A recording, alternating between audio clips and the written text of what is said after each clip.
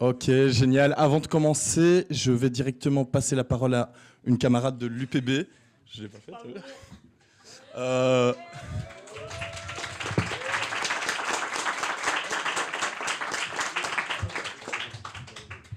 Hello, bonsoir à tous. Alors du coup, je ne vais pas me présenter moi-même, mais je suis membre en tout cas de l'UPB, l'Université populaire de Bruxelles. On a une big affiche ici. Donc pour celles et ceux qui ne savent pas, donc on est un mouvement qui est né de l'occupation de l'ULB, donc de l'UNIF, en mai et en juin dernier. Donc je vois des pour la fin des partenariats et des relations avec l'entité sioniste par notre université. Depuis l'expulsion, donc le 25 juin dernier, on reçoit une grosse répression avec une centaine de convocations chez la police à ce jour. Donc il faut payer les avocats, etc. Bref, toute l'anti-rep. Et c'est pour ça que cet événement, encore merci d'ailleurs de nous accueillir, cet événement est à prix libre, entrée prix libre, donc vous pourrez payer, peut-être que mes camarades se lèvent là-bas. On a notre stand là-bas. Donc, si vous voulez passer, donner une petite pièce, on a des choses à vendre, notamment des zines et tout, des t-shirts, comme ce t-shirt-là, à vendre pour payer nos avocats. Voilà, n'hésitez pas à nous suivre sur Insta aussi, Université populaire BX, si je ne dis pas de bêtises. Et voilà, je pense que j'ai à peu près tout dit. Voilà, vive la lutte armée, bisous.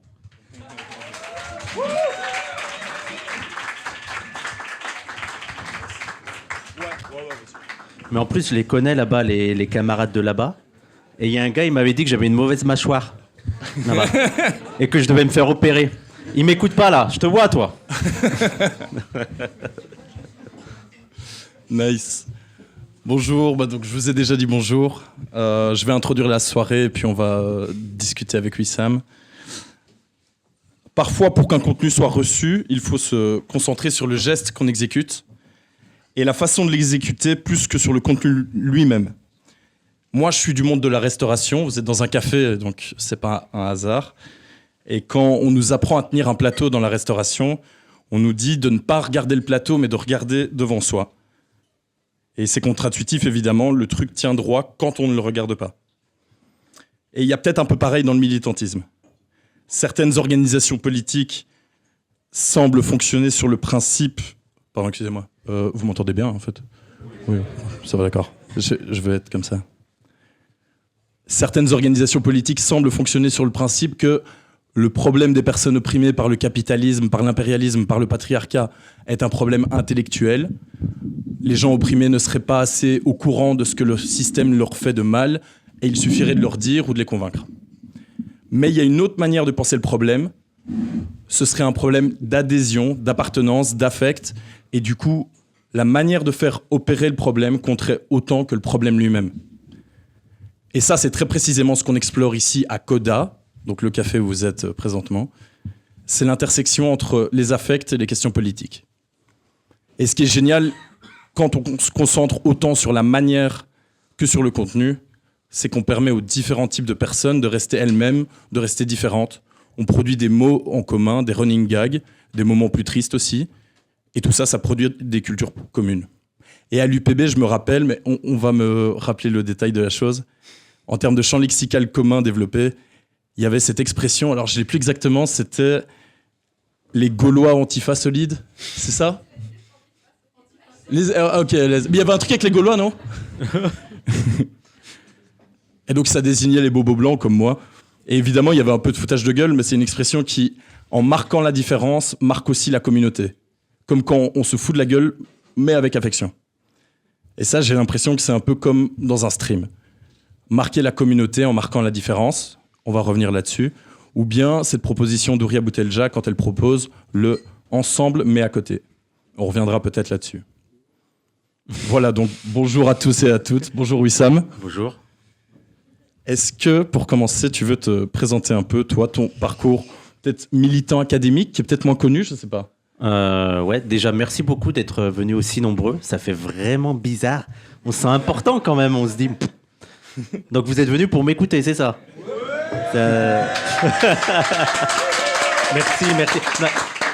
Merci, faut pas. Non, mais alors, moi je suis streamer. D'abord, j'ai beaucoup étudié dans la sociologie. J'ai fait un master de socio et maintenant je suis en thèse en sociologie et, si Dieu veut, dans ma dernière année, en espérant rendre ma thèse en novembre. Et je travaille sur les masculinités à l'école et plus spécifiquement sur les garçons de SECPA à Aubervilliers. Donc, je suis en train d'étudier les garçons les plus dominés, même dans les collèges REP+, c'est vraiment ceux en bas de l'échelle sociale. Et donc, j'essaie de comprendre comment, dans ces situations-là, ils construisent leur masculinité. Et à côté de ça, j'étais militant. D'ailleurs, ça m'a fait beaucoup de problèmes avec ma thèse et le milieu académique. J'ai d'abord été militant au Parti des indigènes de la République. Et il y a 4 ans, avec plusieurs militants du PIR, notamment Louisa Yousfi, Ouria, Selim, Youssef, on s'est dit que le PIR était à la fin de son histoire, que la mission avait été faite. On parle maintenant d'antiracisme, on parle de blanc, on parle de noir, on parle de race sociale, et que on voyait il y avait des blocages et qu'on se disait qu'il fallait peut-être passer à une autre étape, à une autre méthode, et donc on s'est concentré sur Parole d'honneur. Et c'est notamment là qu'on allait sur Twitch. J'avais rencontré Dany sur Twitch. Il y avait quelqu'un qui m'avait dit tu devrais aller voir Dany Caligula. Il parle de Ouria et pas en mal. Et à l'époque, c'était vraiment... Non, mais c'était très rare. C'était vraiment très rare. Et donc, je suis allé le voir, ce Twitch. Et c'était à l'époque où ils étaient en squat, où il y avait Raz qui était avec une webcam rose, où tout était catastrophique. Il y avait quand même 1000 personnes qui les écoutaient.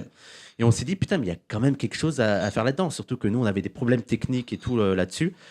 Et on est arrivé sur Twitch et Parole d'honneur, ça a bien marché. Et ensuite, pour continuer à faire mon travail et aussi pour les trucs un peu plus, je dirais, sketch, humour et tout, Dany m'ont proposé de travailler avec eux. Et depuis, je travaille avec la Zawa Prod, ça fait un peu plus d'1 an.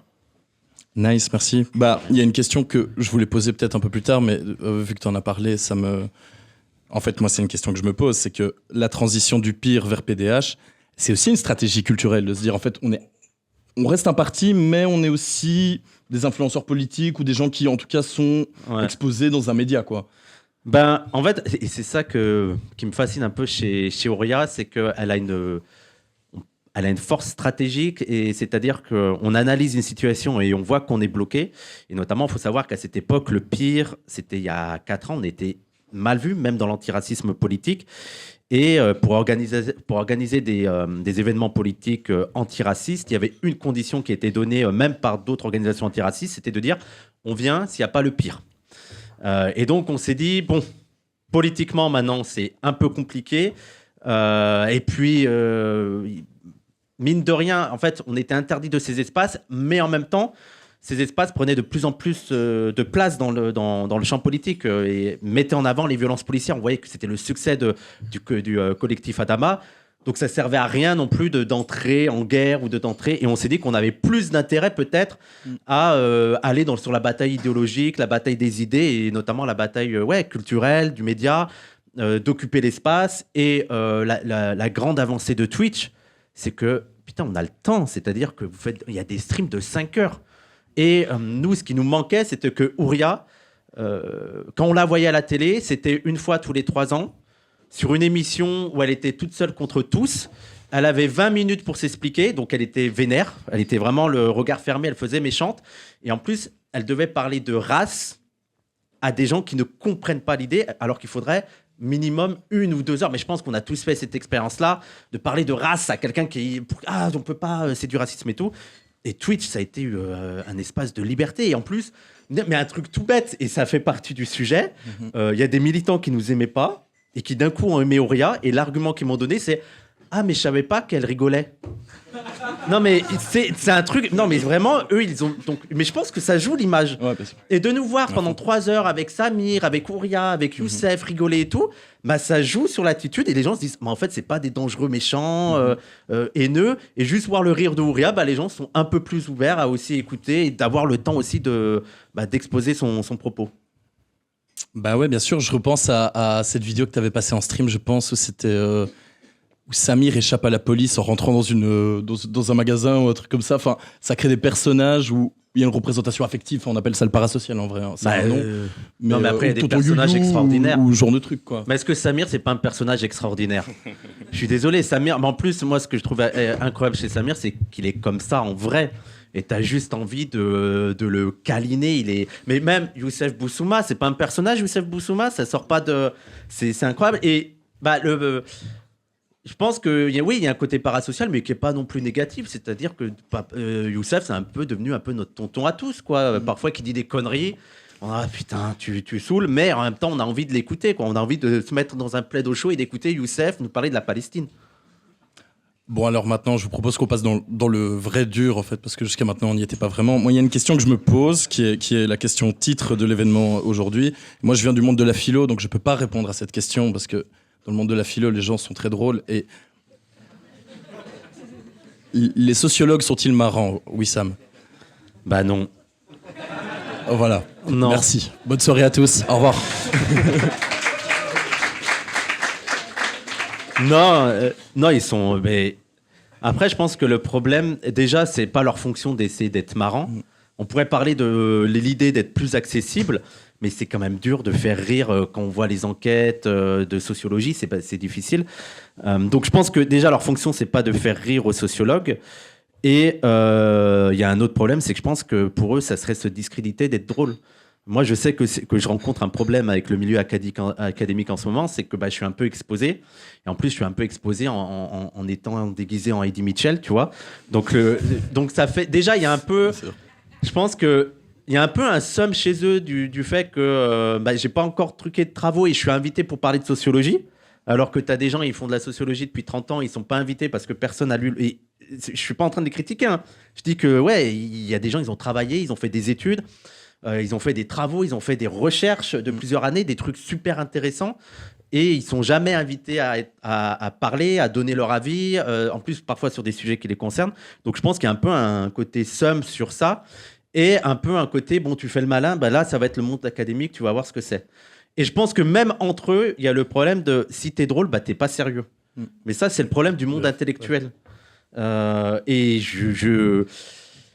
fait, je pense que le problème qu'il y a là-dedans, c'est que il devrait explorer plusieurs champs. C'est-à-dire que tu dois être sérieux pendant que tu fais ton enquête, tu dois être sérieux pendant que tu fais ton livre de sociologie et tout. Mais je ne comprendrai jamais pourquoi il s'empêche de le faire diffuser d'une autre manière, de le faire connaître d'une autre manière. Et que même, je trouve que le travail des youtubeurs, des vulgarisateurs et tout, il est extrêmement important. Et je trouve qu'il est trop dévalorisé, même par les chercheurs eux-mêmes, alors que ça sert à l'intérêt parce que y a des gens lire des livres de sociaux de 500 pages, où tu as 200 pages d'annexes, où tu as une enquête un peu chiante. Le principal, c'est que le savoir soit diffusé. Donc, si le savoir il est diffusé par quelqu'un qui se déguise avec une barbe, on s'en fout. Tant que les gens arrivent à voir le fond du propos, c'est l'essentiel. Mais je pense qu'il y a encore un peu de mal à ça dans le monde académique. Ouais, tout à fait. Bah ouais, et il y a même là où elle est importante, utile en tout cas, cette relation parasociale, qui j'imagine parfois c'est lourd, hein, mais ça va. Voilà, je sais pas. Mais... Moi, pour l'instant, ça va, quoi. Moi, je trouve que se plaindre de ça, ça va, ça fait partie. En fait, il y a toujours un truc d'ego quand on fait ce truc-là. Donc, moi, les gens qui sont en mode, il y a trop de paroles, ouais, fais plus ça. Ouais. Voilà, rien ne t'empêche, va travailler ailleurs, tu vois. Ouais. Je trouve qu'on est assez privilégié pour se supporter parfois quelqu'un qui est un peu lourd pendant 10 minutes, c'est bon. Non, ouais. Voilà. Et donc, toi, ton rapport à l'humour, c'est quoi? Parce que je crois que c'est un sujet qui t'intéresse. Et notamment, j'ai des exemples, parce que du coup j'ai regardé tes streams et je me suis refait énormément de tes vidéos cette semaine pour préparer cet événement. Et récemment, tu as créé une émission d'actu ciné, je crois que ça fait un moment d'ailleurs. Oui Club. Oui Club, voilà. Il y a que les oui dans mes noms. Hein. Voilà. Je suis pas du tout égocentrique. Et donc voilà, donc je m'interrogeais sur ce rapport à l'humour que toi t'as mais même en fait, je sais pas si c'est quoi, c'est Talkie Oui Oui. Talkie Oui Oui, ouais. Ton premier invité, c'est un critique humour, quoi. Oui, c'était Adrien Desnouettes. Ouais. Et je l'adore. Et dans la même émission, la semaine d'après, tu t'invites des chercheurs, chercheuses. Ouais. C'est ça qui m'intéresse, en fait, c'est ce rapport à l'humour dans ce cadre-là. De dire, enfin voilà. Les moments où j'ai le plus ri, étrangement, c'est avec le Parti des indigènes de la République. Ah ouais. Et pourtant, on paraît austère, mais en privé, on rit beaucoup. Et on a toujours ce truc de « mais si on rigole pas, on va se suicider, en fait ». Et je trouve que dans le milieu militant, on manque de ça. C'est-à-dire que... Et même de rire des choses affreuses. Je trouve que... Moi, en fait, très tôt, j'ai mon premier amour dans l'humour, ça a été des proches. Et j'ai vraiment, ça a été incroyable pour moi. Et j'ai vu comment, en fait, rire des choses horribles, c'est pas forcément méchant, c'est pas forcément néfaste. Et ça peut même t'aider à supporter des choses horribles. Ça peut même t'aider à. Tu vois, mais c'est aussi tous les. Faut voir sur le monde médical, la manière dont tu as certains qui vivent des situations très très dures, des chirurgiens qui perdent des patients et tout. Bah oui, bah, l'un des moyens de garder garder l'espoir, de garder la face, c'est de faire des blagues. Donc moi, il y a toujours eu ce rapport à ça et de se dire, mais le monde, il est déjà tellement pourri que si en plus on se permet pas de rigoler et d'ailleurs, j'ai fait une émission la semaine dernière avec Daniel Schneiderman sur le sujet. Il y a eu aussi la découverte de Harakiri. Moi, je l'ai découvert avec François Cavana. J'invite à lire François Cavana. Je trouve que c'est l'un des auteurs français les plus sous-cotés alors qu'il est extraordinaire. Et j'ai beaucoup aimé chez eux. Il y avait une sorte de nihilisme humaniste avec l'idée de, mais de toute façon, on est tous de la merde. Je veux dire, dans l'idée de, on va crever. Pourquoi on se prend la tête? Et je trouve qu'il y a ce côté absurde que je trouve extraordinaire.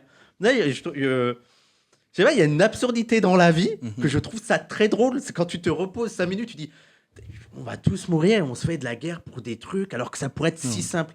Donc il y a vraiment ce rapport à l'absurdité qui me permet aussi de, je sais pas, de garder la force. Et aussi, j'ai l'impression que les idées passent plus quand tu arrives à être marrant, mais il faut pas être tout le temps marrant, mais de capter l'attention, d'être un peu plus souple, d'être un peu plus de captiver l'attention. Mais ce qui m'empêche pas, moi, parfois, d'avoir des séances où pendant 1 heure, je vais être chiant, quoi. On va regarder un truc chiant, mais que il y a des coups où on respire, tu vois. Ouais. Je trouve que c'est intéressant d'avoir ça.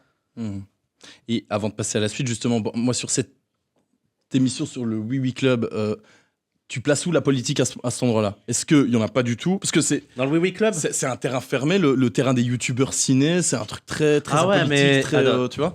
Alors juste avant ça, je voulais aussi dire que par exemple sur l'humour, tu sais que j'ai jamais voulu rien lire sur l'humour. Tu vois, même la philosophie déjà quand ça parle d'humour, c'est chiant. Ouais, de ouf. Mais en plus, tu sais quoi, je me suis toujours dit mais j'ai pas envie de rationaliser pourquoi je rigole. Ouais, bien sûr. Je trouve qu'il y a une magie il y a un gars qui tombe, ça me fait rire.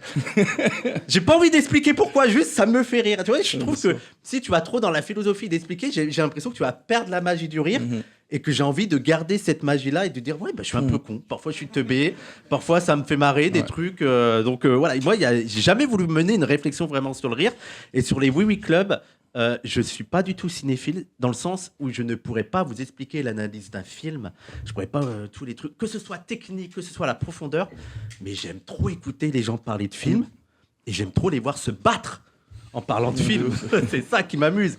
Tu vois, et moi, je rêve d'une discussion. Alors pour ceux qui connaissent un peu les critiques ciné, entre Durandal et Antoine Goya, je veux ça. Tu sais, moi, c'est ça qui me déjà.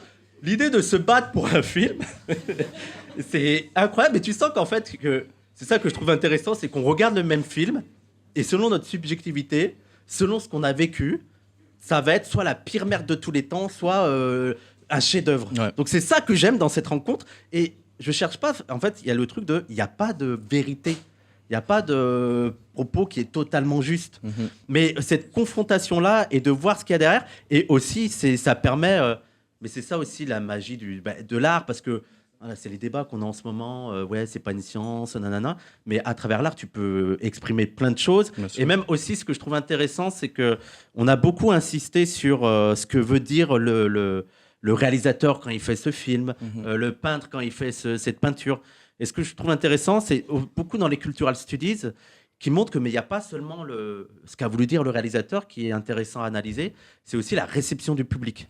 Et comment aussi le public, sur des films qui ne leur sont pas destinés, arrive à pervertir le message du film pour aller dans leur sens. Et arrive à récupérer des trucs qui n'allaient pas que ce soit dans les trucs antiracistes et tout, et dire ah bah non, mais quand même, je vais me représenter et je vais donner ce symbole-là à ce personnage. Et moi, je trouve que c'est bien, il faut arrêter la pureté sur ça. Dire laissons les gens, c'est de la culture, ça veut dire ça doit circuler, quoi. Et moi, il y a une question qui me vient là maintenant, c'est que, alors moi, je suis pas du tout cinéphile, mais effectivement, je regarde beaucoup de youtubeurs ciné ou même jeux vidéo. Et en fait, ce que je trouve super intéressant, et je sais pas ce que toi t'en penses, c'est que c'est des gens qui sont pas du tout élitistes parce qu'ils parlent de culture populaire tout le temps, mais ils sont très sérieux en parlant de culture élitiste. Bah, ça dépend desquels, mais après, ça me fait rire, tu vois. Antoine Goya qui est élitiste, ça me fait marrer. Ouais. Je suis heureux. Mais t'as aussi, oui, t'as un truc un peu plus accessible, mais après, tu vois que t'as différentes manières d'aborder l'art, et c'est pour ça que je prends Durandal et Antoine Goya qui sont des manières totalement opposées. Et aussi, parfois, t'as des kiffs qui sont un peu chelous. Moi, je sais pas, je vais voir Durandal pour m'énerver. On est beaucoup, non? Comme ça, je suis le seul à regarder Durandal et à me dire qu'est-ce qu'il va dire et m'énerver de mon PC et en même temps revenir toutes les semaines pour m'énerver de. Mais même Antoine Goya, tu vois, de voir et aussi et c'est pour ça que j'aime beaucoup Adrien Desnouettes. Ouais. J'adore les gens qui arrivent à défendre des idées avec lesquelles je suis pas d'accord, mais qui arrivent à les défendre bien. J'adore il est ça. fort, ouais. De voir la force et voilà, tout le truc de l'argument est un peu. C'est un peu ça. Et c'est pour ça que je le fais sur le ciné, parce que c'est un peu moins. C'est moins des confrontations directes politiques, mais de voir vraiment la confrontation naître à partir de ça, sur des sujets un peu plus légers. Et de voir au final comment ça peut enrichir même le regard de certains. Moi, ce que j'aime bien aussi là-dedans, c'est de voir aussi des choses que j'avais pas vues. Tu vois, par exemple, Adrien Desnouettes qui a parlé du dernier Joker, que j'ai trouvé que c'était une infâme merde, qui a dit oui, mais ça a quand même du sens. En fait, ça voulait dire que le premier Joker, c'était pas le Joker et qu'en fait, c'était un individu minable, tu vois. Il y a des choses comme ça que j'aime bien relever là-dedans, tu vois. C'est aussi, alors, je dois vous le dire, hein, c'est aussi... c'est peut-être l'émission qui marche le moins, mais c'est juste mon kiff personnel. Hein. Elle marche pas, non? Je pense que c'est pas celle moi, qui je fait regarde le plus de vues, mais en fait, je me dis aussi... parfois, c'est un peu ce que faisaient certains. Alors, je sais pas si les gens se rappellent. Je parle à ma génération. Le Star System, Max, Fun Radio. Est-ce qu'il y a des gens qui connaissent les débats de Gérard? Ah oui. Voilà. Il y a un peu de gens qui connaissent, mais en plus, c'était des émissions radio extraordinaires. Je vous supplie. Vous sortez de là, vous regardez les débats de Gérard, et c'est un chef-d'œuvre. Je vous en dis pas plus. Allez voir ce que c'est. Et eux disaient, mais en fait, ils s'en foutaient des auditeurs, ils faisaient ce qu'ils kiffaient. Et je trouve que parfois, quand tu as quelqu'un qui fait ce qu'il kiffe, que tu sens que c'est vraiment son plaisir, t'aimes bien. Tu vois? De pas être bloqué par la question de l'audimat et de dire, non, là, je vais faire ça parce que j'aime bien. Mais là, je voudrais peut-être passer plus à un truc, peut-être un peu moins sur l'humour, un peu plus sur Twitch que en termes de médium. Comme ça? Et Ouais. T'as vu que j'ai galéré avec le micro depuis le début, hein? Je sais pas comment il fait, je peux le tourner comme ça? Oh, ouais. Je crois que tu as plus l'habitude que moi. Voilà. Mais... Enfin. On est peut-être au point aussi où mes questions vont être très très longues, donc j'espère que tes réponses vont être aussi longues, parce que si elles sont très courtes, ça va être Et après, ils doivent un camouflet intervenir pour moi. Ah oui, bien sûr, évidemment. Bon, on va faire très très long. D'ici 2-3 heures. Mais on va faire très très très long. Il y a un événement politique récent qui a été très important dans la constitution du paysage militant actuel, c'est le 7 octobre. Et j'ai l'impression qu'il a été super important aussi sur Twitch ou grâce à Twitch, notamment pour moi, et peut-être que je parle que pour moi. Déjà, il faut dire que en fait, la question de la Palestine, en termes de questions mainstream, je veux dire, dans le militantisme à gauche, ça faisait 15 ans que, en tout cas, les Blancs, on s'en préoccupait nettement moins. Moi, je sais que quand j'étais ado, il y avait c'était encore quelque chose qui se faisait énormément. Et puis, il y a eu une espèce de passage à vide pendant plus d'une dizaine d'années jusqu'au 7 octobre. Et le 7 octobre, je parle peut-être que pour moi, mais moi, je suis pas du tout assez au courant en fait, sur ces questions-là. Et en fait, ça arrive un samedi. Et puis après, en 3 jours, il y a quasiment 24 heures sur 24 du Twitch en live de gens. Ouais. Moi, je vous ai écouté, rasez-toi énormément, mais il y a plein de streamers, j'écoutais tout le temps.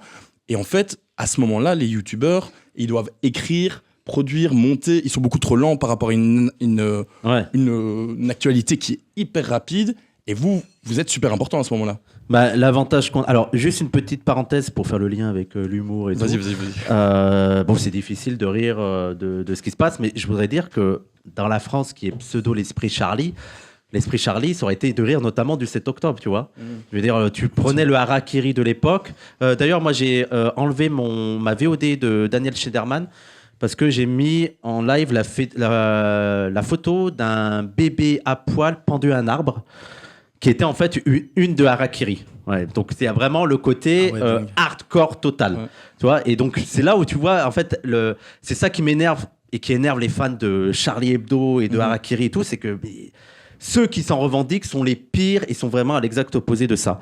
Quant au 7 octobre, en fait, la force qu'on avait, nous, c'est que en fait, on l'a pas découvert le 7 octobre, ce qui se passait. C'était un sujet qu'on travaillait qu'on travaille depuis toujours. La Palestine, ça a toujours occupé une place particulière dans l'antiracisme. Alors oui, parfois il y a des défauts, parce que par exemple, là, on va parler de la Palestine, on va pas parler du Congo. Il faut le noter, mais c'est pas pour autant qu'il faut arrêter de lutter pour la Palestine. Je pense qu'il faut plutôt prendre l'exemple de la Palestine pour élargir aux autres cas, tu vois, parce que je pense que c'est ce qui est assez important. Enfin, pourquoi les gens parlent beaucoup de ça, c'est que aussi ça symbolise vraiment l'impérialisme occidental, où on voit clairement que Israël est soutenu par tout le camp occidental et les autres ils sont laissés à l'abandon. Et donc oui, nous, ce qui nous a fait notre force, c'est qu'on connaît le sujet, on le maîtrise depuis des années, et surtout, on n'arrêtait pas de dire à la gauche, moi, alors, je vais pas citer des noms, mais il y avait des youtubeurs et tout qui nous disaient qu'eux, ils parleraient pas de la Palestine parce que c'est plus le sujet, parce que c'est trop touchy, parce que ci, parce que ça. Et nous, quand on parlait de la Palestine, on était très vite traités d'antisémites. Et donc, malheureusement, il y a eu le 7 octobre et après le génocide qu'il y a eu. C'est malheureusement revenu sur le devant de la scène. Mais ce qui a fait notre avantage, c'est qu'on était formés sur le sujet, tu vois, on savait quoi répondre. Et même Dany Heraz, je pense que Dany Heraz, c'est parmi les rares youtubeurs blancs de gauche qui continuaient à parler de la Palestine. Oui, et moi, j'invite d'ailleurs à regarder, que les gens regardent il faudrait qu'on fasse un montage sur ça pour PDH. Les permes qu'on faisait avant le 7 octobre, et t'avais toutes les semaines Youssef qui disait « Vous vous rendez pas compte, ça va péter ». Je pense qu'il faudrait qu'on refasse un truc pour que les gens se rappellent. Et ça montrera que, déjà, non, mais je pense que personne se doute qu'on en parlait avant, mais que tout n'a pas commencé le 7 octobre. Oui, bien sûr. Mais ouais. Et d'ailleurs, je pense que pour beaucoup, c'est là où on a eu beaucoup de stats, je pense que pour beaucoup, ça a été une découverte et que les gens se sont intéressés à ça. Parce que la domination de la Palestine, elle éclatait aux yeux de tout le monde. Et je pense que même des gens qui étaient un peu douteux, qui étaient un peu rares, on ne sait pas trop et tout, et là, ils ont vu le truc. Et on voit d'ailleurs, moi, ce que je trouve positif, alors j'espère qu'il n'y en a pas d'ici, mais qu'on voit qu'il y a des collectifs de ce que nous, on appelle la gauche sioniste, comme Golem. Ça a duré un temps, leur truc, mais que maintenant, à gauche, tout le monde est en mode « Non, mais arrêtez, c'est plus possible. » Plus personne ne les prend au sérieux. Donc, j'ai l'impression qu'il y a eu une formation express, mais plutôt de qualité des gens sur le sujet. Ouais. En plus, ça a amené des gens à parler de ça. Et en plus, comme c'était un sujet tendancieux, beaucoup de streamers ont fait ce qu'ils ne font pas d'habitude, c'est-à-dire qu'ils se sont renseignés aussi sur le sujet. Et ça a permis aussi d'élargir à d'autres problématiques. Mais ouais. Et sur le fait de Twitch par rapport à YouTube, qui a l'avantage de la vitesse, du live long, de pas de montage, pas de prépa, on est là juste avec nos connaissances, comme tu viens de dire, et on peut en parler. Moi, j'ai suivi 25 heures de stream en 3 jours. Quoi. Enfin, c'est l'équivalent d'un cours à l'université, quoi. Tu vois, voilà, c'est énorme pour une génération de militants, en fait. Mais ce que j'aime aussi sur Twitch et qu'on n'a pas sur YouTube, mais parce que YouTube, c'est une vidéo préparée, donc tu ne dois pas faire ça normalement, vu que tu as préparé ton sujet. Sur Twitch, je trouve que, et ça a permis que les gens acceptent de plus en plus ça, même dans le milieu militant, tu peux te tromper. Toi, tu peux te tromper, tu peux revenir sur un propos. Ce qui est bien, c'est que tu dis quelque chose, il y a tout de suite le retour du chat qui va dire « Ah non, mais là, tu dis une connerie. Ah non, mais je suis pas d'accord. » et engager une discussion. Et aussi, tu peux dire « Mais les gars, je connais pas le sujet. Venez, on le découvre ensemble, quoi. On va regarder une vidéo, je sais pas trop quoi dire. » Parfois, il y a des streamers, et je trouve ça aussi intéressant, qui... sur une vidéo, leur seul réact qu'ils ont, c'est juste de réagir en étant choqués. Ils vont pas faire une analyse dessus. Mais je pense que c'est aussi intéressant d'avoir ce partage-là.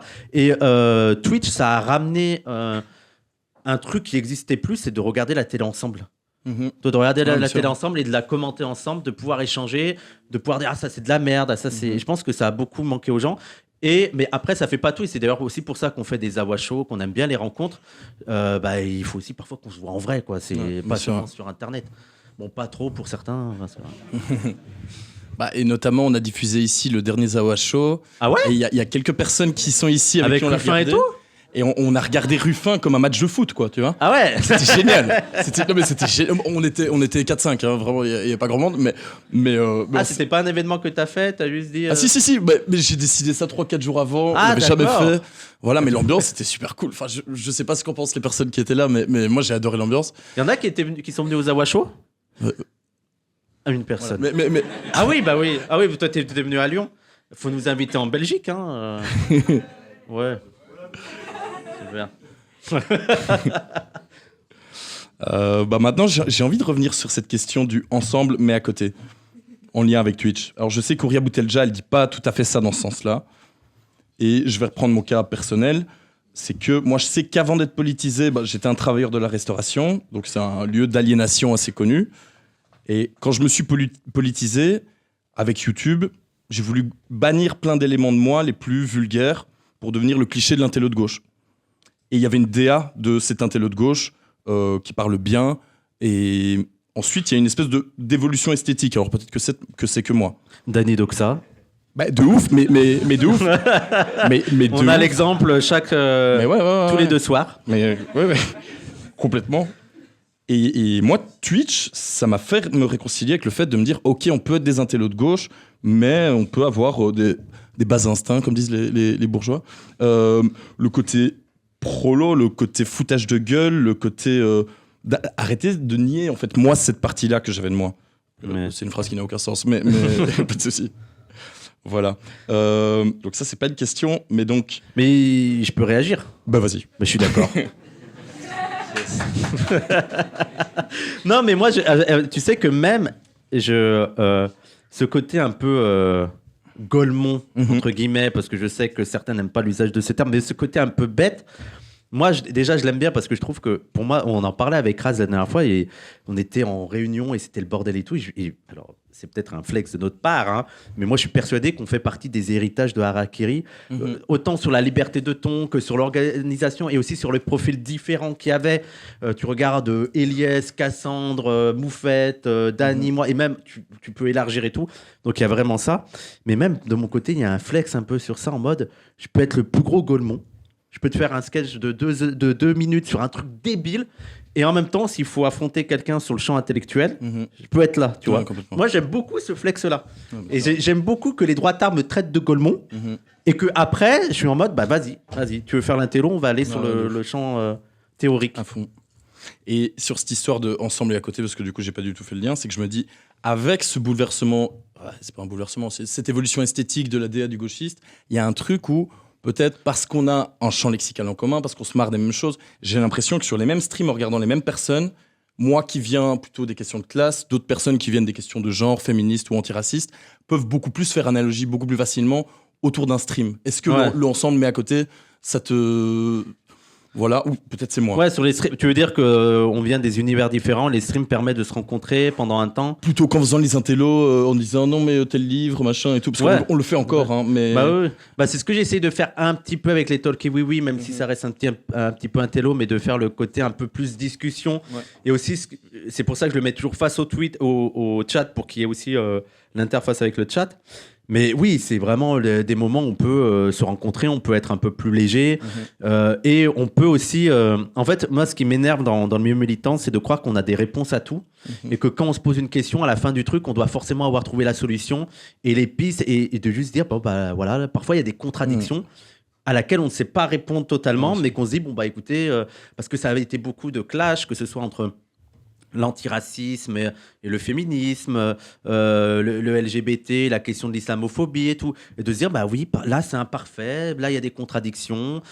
Effectivement, là, selon les sondages, une majorité de musulmans ont des pensées homophobes, mais en même temps, les musulmans sont dominés et on voit que les LGBT sont aussi conscients de ça, donc refusent de tomber dans l'islamophobie. Oui, c'est pas parfait, mais voilà, pour l'instant, la contradiction impose que plutôt que de jouer comme l'État sur l'homophobie des musulmans, peut-être qu'il y a d'autres intérêts. C'est pas l'idéal. Moi, ce qui m'énerve, c'est ça, de croire qu'il y aura un idéal parfait et se dire, on essaye de faire avec les contradictions, on accepte qu'on n'a pas de solution parfaite, on accepte qu'on tâtonne et on accepte aussi de se dire, on discute ensemble et on voit ce qu'on peut faire. Mais parfois, il y a des trucs où on se dit, là, on peut pas faire grand-chose ensemble. C'est pas grave, vous faites votre chemin un petit peu, on fait notre chemin et on verra plus tard. Alors, j'ai un petit autisme, mais je vais voir depuis le début si Londres... Ouais, c'est bon, merci. Merci, je suis désolé. Et au niveau des personnes qui vous regardent, je me dis que ça peut aussi être quelque chose de se dire, en fait, le gars, il me fait marrer, j'ai quand même quelques points de garantie au niveau politique, donc je peux continuer à l'écouter. Et faire communauté dans ce sens-là, de se sentir appartenir à un truc qui fait que précisément on n'est plus dans le truc gauchiste puriste, Ouais. tu vois. Bah, moi, je pense que ça permet aussi au Twitch que des gens qui n'étaient pas dans ces milieux rencontrent des personnages, des communautés qu'ils ne fréquentaient pas. Je sais qu'il y a pas mal d'Aniraz, ils ont un public, pas mal de Noirs et d'Arabes qui ne connaissaient pas les milieux LGBT et même qui avaient des a priori sur eux. Et des a priori, non pas tant qu'ils sont homophobes, mais des a priori qui ne sont pas totalement illégitimes dans le côté ils sont intello, je comprends rien au truc LGBT, puis c'est méprisant si tu connais pas la question du genre. Moi, je me rappelle quand j'ai été allé au camp d'été décolonial, j'en avais déjà parlé, mais ça m'avait marqué. Et il y avait des gars de quartier qui étaient venus de Saint-Étienne et qui étaient vraiment très peu dans le milieu militant. Le seul truc qu'ils faisaient, d'ailleurs c'est ce qu'on n'arrête pas de dire, s'il y a bien un sujet qui mobilise les gars de quartier, les habitants de quartier, c'est la Palestine. Donc eux, et en militant par la Palestine, ils ont rencontré des militants de l'antiracisme politique, ils sont allés dans le camp d'été décolonial. Et d'un coup, il y avait la question sur les LGBT, de cis. Et il y a quelqu'un qui dit mais c'est quoi un cis et c'est quoi un trans? Et la seule réponse qu'on lui a donnée, on lui a dit mais si tu sais pas, ça te concerne pas. Tu vois, et je trouve que parfois tu as un peu un truc hautain sur des gens qui ne. Parce qu'en plus, tu as un peu le truc s'il va le savoir, il va être agressif et tout. Et je trouve que l'énorme travail que Dany Raz ont fait sur ça, c'est d'avoir été une porte d'entrée sur ça. Ouais, parce que. Moi, autant de mon côté, je reçois plein de messages de gens qui me disent tu m'as ouvert un peu sur les questions soit de la religion, même sur l'islam, je suis un peu plus mesuré et tout. Mais je pense que dans le sens inverse, il y a pas mal de gens pour Dany Raz où t'as des rebeux ou des renois qui sont en mode d'habitude j'étais un peu homophobe, mais vous ça va, je comprends ça, commence comprendre le sujet tu vois, il y a même eu des discussions avec un musulman qui était en mode mais ça religieusement je peux pas dire que c'est bien, mais je ferai jamais rien contre vous, vous avez le droit de faire ce que vous voulez, voilà. Donc encore une fois c'est pas parfait, mais c'est déjà des avancées et des tâtonnements qui sont là, et de se dire aussi se contenter de se dire que c'est déjà pas mal de se dire chacun fait sa vie sans empiéter sur la vie de l'autre. Ouais, bien sûr. J'ai encore une question kilométrique. Oh là là, ça parle de postmodernisme et tout ça, tu vas adorer. Mais je vais pas la poser comme ça. Donc, ce que je vous propose, c'est qu'on passe aux questions du public. Et s'il y a moyen, je la glisserai à un moment. Parce qu'elle est trop HS, c'est ça? Alors, en vrai, elle est géniale, ma question. Mais peut-être que je suis le seul à la comprendre. Ça, Attends, moi, je veux l'entendre. Allez, on prend 5 minutes, on l'écoute. Non mais en vrai je vous propose, moi j'ai une question plus courte. mais je vais la quoi ta question que tu prends autant de. Je vais la relire et je vais la poser bien. Mais avant ça j'ai une question plus courte. C'est quand que tu fais une émission sur le foot, Wissam? Mais ça intéresse pas Twitch, ça me désole. Twitch ou les gauchistes? Je suis suivi par les gauchistes, c'est ça qui me désole. L'enfer. Mais en fait, et d'ailleurs c'est la critique que je fais à Dany Raz. Le peuple parle jamais de foot. De ouf, à fond. De ouf. Je suis désolé, le peuple c'est le foot. Et moi, à chaque fois que je parle, les gens, parce que nous on a les stats des gens qui sont là. Dès que je démarre une vidéo sur le foot, oh là là, ils chantent. Putain. Mais j'aimerais bien faire avec, mais c'est un peu compliqué. Mais j'ai un projet avec Samir. C'est de faire des vlogs plutôt que des lives, des vlogs où on va voir les ultras. Ah oui, mais oui, voilà, ça serait bien. Mais le problème, c'est que les ultras, ils sont super en mode oh là là, l'anonymat et tout. Donc on est en train de négocier, de voir comment ça peut se faire. Mais ce serait trop cool qu'on passe une journée avec les ultras, discuter avec eux et de participer à un match. Et que les gens voient que même si vous aimez pas le foot, vous pouvez apprécier d'aller au stade. Vraiment. Mais en vrai, moi j'ai peut-être un plan pour les ultras d'Anderlecht. Vas-y, hein. Moi on est chaud. Hein. On est vraiment chaud. Okay. Ils sont des bons tueurs en plus, dans plusieurs sens. Mais en plus, en fait, ça m'énerve parce qu'il y a un mépris sur le foot de la part de la gauche, alors qu'on voit que dans certaines situations, c'est un lieu de politisation de ouf. Déjà, rien qu'en Algérie, je veux dire, c'est dans les stades et tout, que c'était le dernier lieu d'expression et tout. Et c'est un enjeu de lutte, même de la part des personnes qui sont dans ces stades, tu vois, de chasser les fachos. On voit avec tous les chasseurs de skins, ça venait des milieux ultra. Et même maintenant, vous voyez la FA Paris-Banlieue, c'est beaucoup des gens du monde du foot. Et les seuls rebeux ou renois qu'on voit dans les mouvements antifascistes, c'est ceux qui sont venus à travers le foot. Donc il y a vraiment plein de trucs à avoir. Et même, il y a de plus en plus de critiques dans le monde du foot, des supporters sur le foot business et tout. Donc je trouve qu'il y a un champ là-dessus à aller explorer qui est pas exploré. Parce qu'ils n'aiment pas le sport. Ou que les sports individuels comme Dany. Ouais. Voilà. Merci. Des questions, quoi. On peut passer peut-être le micro, parce que peut-être... je parle en bon bruxellaire, là. On peut passer peut-être le micro. Qui a une question, une intervention, une remarque? C'est plus facile comme ça. À la main, c'est plus facile, en fait. Ouais, on est d'accord. Je sais pas si tu viens, moi. Je crois que tu vas devoir venir.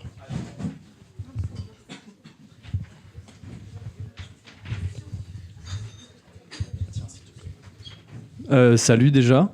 Merci d'organiser tout ça, c'est trop cool. Vu qu'on parle de sociologie, je suis étudiant en art et on a eu un cours génial de sociologie, du coup, introduction un peu. Et le premier truc qu'il nous a dit, enfin non pas le premier truc, mais un truc important, c'est votre art ne va pas changer le monde. Ou en tout cas, prouvez-moi le contraire, mais en tout cas, sociologiquement, c'est quasiment impossible. Et du coup, c'est la question de la démocratisation, en fait. Le rire, c'est quand même un énorme outil de démocratisation. C'est un truc qui nous rassemble beaucoup. Mais ça veut dire quoi, démocratiser dans ce cas-ci, le milieu antiraciste, le milieu militant, décolonial. Twitch, je pense que c'est peut-être un des plus gros outils pour ça, quand même. C'est assez exceptionnel ce que vous avez été capable de faire. Mais ouais, démocratiser, ça veut dire quoi réellement? Parce que tous les exemples de démocratisation, comme l'école, ça n'a pas été démocratisé, réellement en tout cas. Et ouais, question un peu ouverte, mais... Merci. Tu veux faire plusieurs questions à la fois ou Ouais, on peut peut-être faire plus. Je sais pas, comme vous voulez, ou tu veux que je réponde Parce que si quelqu'un peut déjà me faire signe pendant que Wissam répond. Bah, ouais. Sur l'humour, déjà, comme arme, le meilleur exemple qu'on a eu, c'est l'extrême droite. Hein. L'extrême droite, ils nous ont baisé sur ça. Hein. Je veux dire, ils ont... drôle. Hein? Pas drôle. Bah, après, l'humour, c'est subjectif. L'humour, c'est subjectif, mais j'ai déjà ri à des blagues racistes. Hein. Et sur nous, hein. Ouais, parfois, je suis en mode, ah, les bâtards. Ah, ça, c'est drôle. Ah, ça, c'est drôle. Mais après, c'est subjectif. Mais je veux dire, que toi, ça te fasse pas rire, il y a pas de souci. Mais ça, c'est comme ça que des Raptors dissidents ou des Papacito, le gars est un énorme bâtard, mais il a un sens de la rhétorique, il te détruit. Moi, je pense que si je débat avec Papacito, j'aurais un peu peur, parce que je peux développer un truc pendant 10 minutes où je l'écrase avec des statistiques et tout. Il a juste à me faire une blague et ça y est, je suis détruit, tu vois. Et voilà, il y a quand même l'humour, il y a quand même les trucs comme ça qui ont marché. Et d'ailleurs, c'est ce que je disais à Daniela, j'ai l'impression que nous, on est dans la dialectique, on est la négation. L'extrême droite a été la négation des gauchistes un peu chiants des années... vous savez, les trucs comme ça, la nuit debout et tout. Ils ont été la négation de ça. En mode, bah nous, vous êtes trop chiants. Et on a été chiants, faut le dire, on a été un peu chiants. Et je trouve que Dany Erraz et tout ce qui se passe en ce moment, c'est la négation de la négation. C'est-à-dire qu'on reprend le truc du troll et qu'on arrive à le troller, mais contre eux, contre l'extrême droite, et qu'on arrive à être un peu plus séduisant. Et après, sur la démocratisation, alors ça, moi, je suis stalinien, déjà. Non, mais voilà, je veux dire, moi je pense qu'il n'y aura jamais de démocratie totale tant qu'on sera avec ce mode de production actuel et qu'en fait, à chaque fois, il y a juste des brèches. Et Twitch a été une brèche, sauf que petit à petit, il y a une hiérarchie qui va s'établir. C'est-à-dire que je pense que là, ça a été très démocratique, Twitch, c'est-à-dire qu'il y a un moment donné, tu n'as pas de viewers, tu peux facilement en avoir, mais il y a tellement de gens qui sont venus que ça devient de plus en plus compliqué si personne te connaît pour percer et tout. Alors après, tu as toujours l'aide d'autres youtubeurs et tout. Mais moi, je pense que voilà, il va y avoir d'autres réseaux, ça va permettre d'amener d'autres gens. Mais je trouve que c'est pas un truc nouveau, c'est comme les radios pirates, tu vois. Il y a eu la radio et il y a des gens qui ont piraté la radio. Il y a eu YouTube, il y a des gens qui ont piraté YouTube. Il y a eu Twitch, normalement c'était pour faire du gaming. Nous, on l'a piraté, on fait de la politique. Et TikTok, on voit qu'il y a pareil, tu vois, il y a de plus en plus. Et voilà, je pense que les gens vont continuer à avoir le capitalisme a essayé à chaque fois de rendre le truc fermé et de limiter nos libertés d'expression, mais je suis toujours fasciné de comment on arrive tout le temps à innover et essayer de trouver des brèches. Bah ouais, de ouf. C'était une question... C'était très Dava, sa réponse. Hein. C'était très quoi? Dava. Ah, c'est les humoristes... Ouais. Putain, mais de ouf. Ouais, entre Ah ouais, tradition c'est ça. et modernité. Voilà, c'est ça. Mais non, c'est une question que j'ai barrée, mais je voulais te demander par rapport, par rapport à l'extrême droite, qui a des stratégies culturelles, c'est aussi traditionnel chez eux. Et bon, après, il y a eu le YouTube des années 2000-2010, enfin, Ouais. bref, mais je sais pas, Ouais. c'est intéressant de parler de... Bah nous après il y a eu quand même avant eux il y a eu Usul qui était le roi de, Ouais, bien de sûr. YouTube, tu vois, il y avait Ouais. quand même mais en plus moi ce qui me désole un peu c'est que l'extrême droite a été drôle enfin subjectivement a été drôle mais je trouve qu'en production et même en production culturelle parce que c'est ceux qui bandent le plus sur la culture mais je les trouve nazes. Tu vois l'atelier Missor qui fait des statues de Nietzsche, je suis en mode oui bon. Tu vois, je suis en mode ok, et là ils nous cassent les couilles avec la statue de Jeanne d'Arc, et c'est ça le parangon de la culture, une statue de Jeanne d'Arc. Tu vois, je suis en mode on peut innover ou on doit rester sur les mêmes trucs. Mais ils ont un second Doug, Comment Atelier Missor. Atelier Missor, je sais pas, je les ai regardés avec Daniel Raz à chaque fois, donc j'ai l'impression qu'il y a un second degré, mais en fait, ils sont premier Doug ou... Ah moi je pense qu'ils sont Ah ouais, premier degré. Ah ouais, ouais. Ah, ok. Ah ouais, ouais. Mais c'est ça qui est intéressant de se dire ils sont peut-être deuxième degré, c'est pas possible. Ouais, de ouf. Non, ils sont Ouais, premier ouais, degré. Complètement. Mais, attends, mais regarde, juste Ouais. sur l'art, c'est quand même l'extrême droite qui nous casse les couilles avec l'art et qui fait des minas avec les pires minas. Alors, je sais ce que c'est, les pires minas. Mais moi, je le fais artisanalement, tu vois, je fais pas avec l'IA. C'est ceux qui utilisent le plus l'IA. Ouais. Tu vois, et en plus, Ouais. je trouve qu'il y a des parallèles à faire entre l'IA et vraiment l'art fasciste où tout était épuré, lisse et tout. Et tu vois les photos d'IA, les visages très lisses et tout. Je trouve qu'il y a quand même des trucs qui se rapprochent. Mais je veux dire, c'est les pires en termes d'art et c'est ceux qui se la jouent. Je suis culturel, je suis artistique, le beau. Alors Ouais, que l'intelligence artificielle, c'est dégueulasse. Ouais. Mais oui, il y a aussi, comment il s'appelle, le facho qui a un parc d'attractions, là. Oh, ouais, le Puy du Fou. Mais non, mais De Villiers Usul a fait une vidéo méga intéressante sur lui, parce qu'en fait, ce mec a vu Jack Lang créer la fête de la musique et s'est dit, en fait, l'extrême droite aussi, ou la droite doit aussi penser la culture. Et Bah oui. ça, c'est super intéressant, quoi. Mais, enfin, Et la chance qu'on a, c'est qu'ils sont nuls. Voilà, exactement.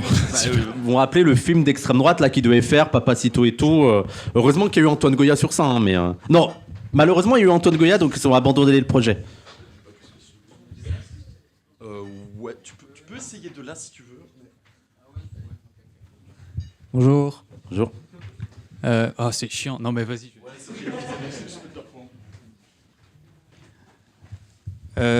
Oui, parce que en fait, du coup, moi j'étais venu parce que je pensais que vous alliez parler un petit peu plus d'humour, mais je capte que ça a bifurqué et tout.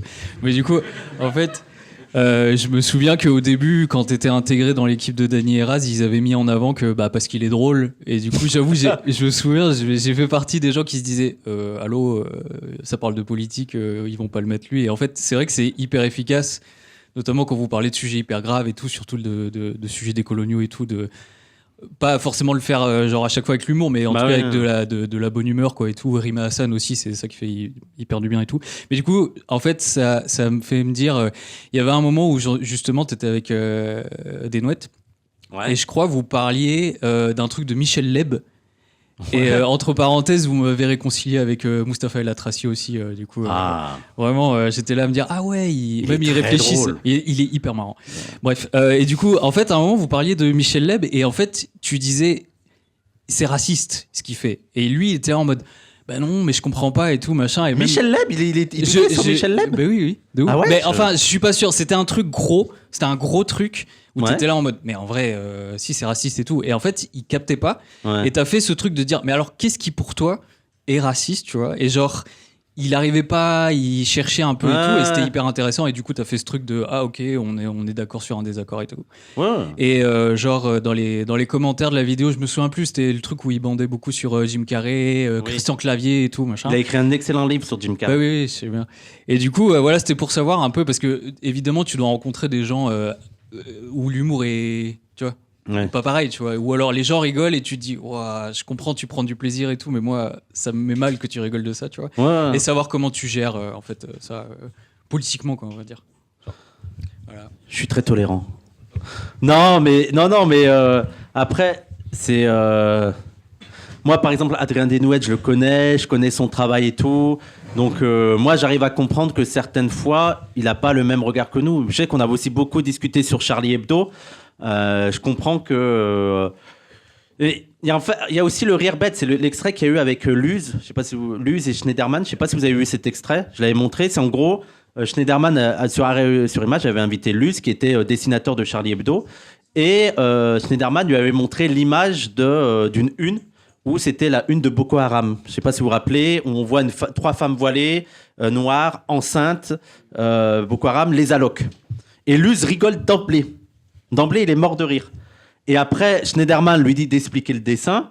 Et tu vois qu'il est emmerdé. Regardez l'extrait, il est incroyable. Il est emmerdé pendant 2 minutes. Ah merde, mais qu'est-ce qu'on a voulu dire là-dessus et tout.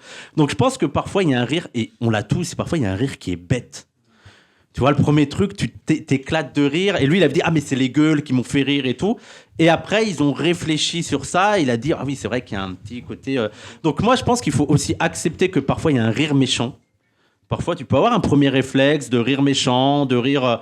tu vois, moi, je comprends que des gens... je veux dire, le rire sur les accents. Je veux dire, on a tous été ados à se moquer des accents, tu vois. Et après, on s'est dit, bon, peut-être qu'il faut se poser des questions, peut-être... alors, peut-être en rire en privé, mais publiquement, qu'est-ce que ça veut dire? Qu'est-ce que ça représente de nous? Donc, je pense qu'il faut aussi voir le cheminement des gens. Déjà, il faut comprendre aussi leur subjectivité, de dire qu'ils n'ont pas le même rapport à nous, à certains dessins, à certains humours. D'ailleurs, moi, j'interdis personne à avoir un rire méchant. Je veux juste lui dire, mais rigole si tu veux, mais rigole, il n'y a pas de souci, mais accepte aussi le fait que on puisse trouver ça problématique, on puisse dire que tu ris, c'est un truc raciste, tu vois. Et j'ai déjà rigolé des trucs racistes. Moi, je me rappelle quand j'étais petit, c'était les blagues, il y a un juif, un noir, un arabe. Voilà, je veux dire, c'était les blagues sur les Éthiopiens. Les blagues sur les Éthiopiens, c'était hardcore. Hein. Mais voilà, moi, si tu peux... en fait, il y a un côté, tu peux rire et après dire, c'était quand même grave. C'est ce que je te dis avec Papacito, ce bâtard, il m'a fait rire. Mais c'est quand même un bâtard d'extrême droite. Donc je pense qu'il y a ça à jouer. Et aussi dans mes interviews, parce qu'il y a beaucoup de gens qui me disent ouais, Wissam, t'aurais pu lui dire ça, t'aurais pu... Là, la dernière fois, j'avais un journaliste qui était parti en Palestine et qui était parfois un peu mesuré sur les Israéliens, mais tout en étant allé sur la Palestine et en étant pro-palestinien. Et moi, je me dis, mais l'interview, j'ai pas envie parfois de le faire comme un débat et un truc de confrontation, parce qu'en plus, je me dis, mais les gars, vous me voyez H24, vous connaissez mes opinions, mais j'aime bien aussi laisser parler l'autre.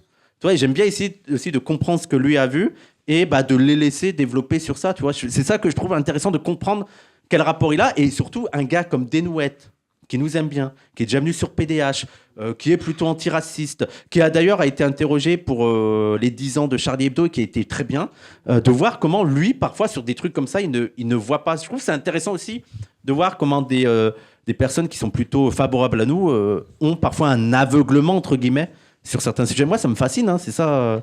Et je déteste la posture morale en mode « Ah non, c'est pas bien, nanané. » C'est bon. Voilà. Mais ouais, Raz avait dit un truc intéressant là-dessus, sur les accents et sur le racisme. Je sais plus, je suis peut-être pas la personne la plus indiquée pour le dire, mais... Alors moi, tu sais que j'ai eu ma plus grosse sauce. Ouais. Parce que j'ai fait l'accent québécois. Mais oui, j'ai entendu. Oui. Je ne savais pas qu'ils étaient aussi sensibles à ça. Et vraiment, tous les commentaires... Je dis, les gars, je suis désolé, je savais pas que c'était... Et apparemment, et je comprends, parce qu'ils sont... et pour une fois, j'ai été pris pour un Français. Ah, ça c'est cool. Moi, les Français qui se moquent des accents, vous êtes tellement méprisants et tout. Je fais, ouais.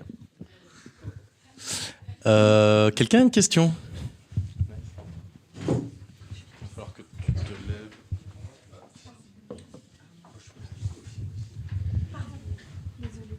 Bonsoir camarades. Alors ma question... Ça va. Ah merde, je t'emmerde. Alors ma question, elle se porte sur le contexte fascisant des États-Unis. On a les milliardaires qui se fascisent, et notamment leur plateforme également. Et ma question se porte sur, effectivement, est-ce qu'il y a une pertinence, selon vous, de switcher de plateforme, ou bien c'est de la pureté militante et ça ne vaut rien? Voilà. De partir de Twitch, c'est ça? X